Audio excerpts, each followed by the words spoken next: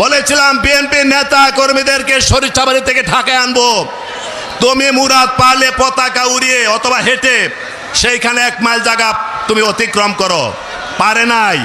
আজকে সেই ওবায়দুল কাদের হোক, শেখ হাসিনা হোক, তাদের দোসররা হোক, যারা অপকর্ম করতে করতে করতে করতে আপাদ মস্তক ডুবে গিয়েছে, তারা আজকে পালানোর জায়গার সেই সন্ধানও তারা যাওয়ার কোনো সুযোগ নেই।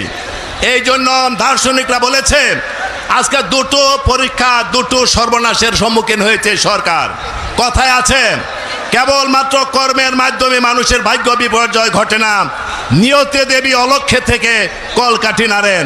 এই শেখ হাসিনা নিয়তে যেটি হবে তার অপকর্মই সেটা প্রমাণ করেছে। আপনারা জানেন, আমরা অনেকে এইখানে দাঁড়িয়ে বিগত দিনে কথা বলেছি, শেখ হাসিনা তোমাকে বিদায় নিতে হবে, দুটো পথ আছে, জনতার কাছে ক্ষমাতে নিরপেক্ষ নির্বাচন দাও,